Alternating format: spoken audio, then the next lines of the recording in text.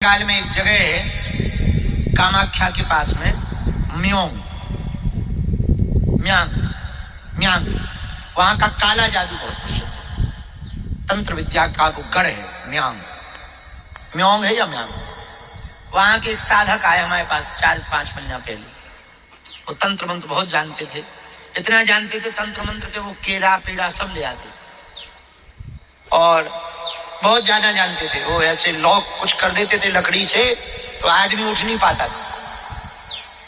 और उन्होंने ही हमको बताया, बोले हमारे पास इतने भूत सिद्ध हैं, भूत, कि हम भूतों से काम करवाते।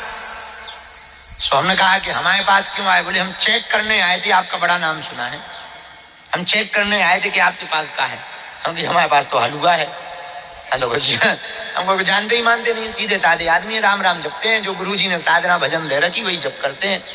तो बोले जब तो हम आपसे दीक्षा लेना चाहे तो हमने कहा तुम खुद अपने आप में गुरु हो।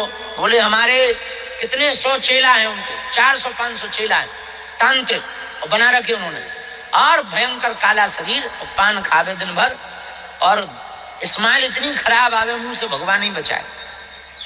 हाँ, और वहां पर कुछ वो बता रहा था, बोले हम जिस गांव के हैं 15-20 साल पहले वहां पर कोई अधिकारी पोस्टिंग नहीं लेता था। हाँ, इतना खतरनाक काला जादू था।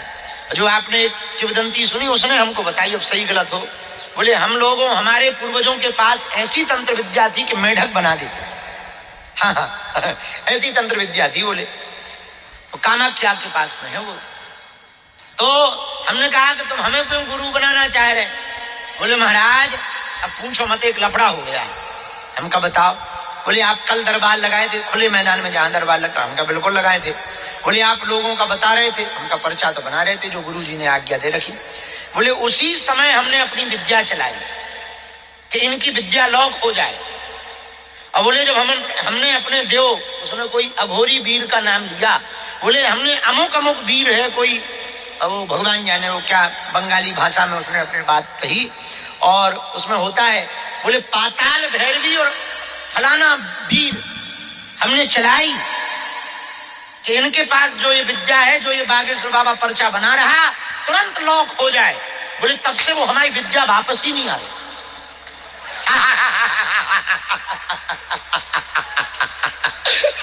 बोले हम तब से छटपटा रहे हैं, न संपर्क हो रहा है न रिटर्न आई, अब ये पता नहीं चल रहा वो गई कहाँ। तो बोले हम आपको गुरुजी इसलिए बनाना चाह रहे हैं कि वह हमारी लौटा दो। हमने अपने अगल बगल देखने को नाटक करो या सब। हम कहा भैया भगवान की कसम खा के कैसे गई, हमारे लो सुनी आई ना है यार, ना हमें पता हुआ कहाँ गई, भगवान जाने, भैया हमें नहीं पता।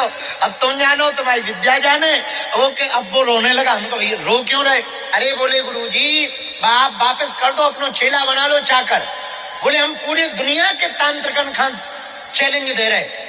बोले हमारे लिए ऐसी विद्या है कि लौट नहीं सका था, और हमारी विद्या कभी फेल नहीं हो सका था। हम कहा अब तो हो गई। बोले यही से तो आप हम गुरु बना रहे हैं। तो वो हमसे पूछ रहा हो कि आप बताओ आप करत कहा हो? हम कहा हम तो कुछ नहीं कर रही, जो है सो मुंह में से वो कह दई। ये बात कह के हम ये कहना चाह रहे, यदि आप सत्यवादी रहेंगे, गुरु पर आपकी निष्ठा पक्की रहेगी, दुनिया का कोई तांत्रिक आपका पैर बांका नहीं कर सकता। उसकी विद्या आएगी तो जाएगी नहीं वापस। अच्छा बिल्कुल भगवान साक्षी है, व्यासपीठ पे हम क्या झूठ बोलेंगे, वैसे ही नहीं बोले। अब व्यासपीठ पे तो बिल्कुल ही क्या झूठ बोलेंगे, व्यासपीठ सामने है, हमें आज तक पता नहीं है कि उनकी विद्या गई कहाँ, आज तक पता नहीं है कहाँ चली गई। आओ अब वो बाद में वो हमारी दीक्षा लेगा, हमने फिर बाहर में कहा, हमने कहा ऐसे लोगों से तांत्रिकन से ना दोस्ती अच्छी हो ना दुश्मनी अच्छी हो, ये चेले ही बनाए फायदा है। हमका सुन, गुरु पे अब लौट के प्रयोग ना करना। चेला तो बना ले, पर सुन महापाप पड़ेगा। तो बोलो आप तो चेला बना लो। इतना मुंह बसाया उसको, भगवान बचाए। तब उसने बताया वो ऐसी निकृष्ट चीजें करता है, गंदगी से साधना की उसने।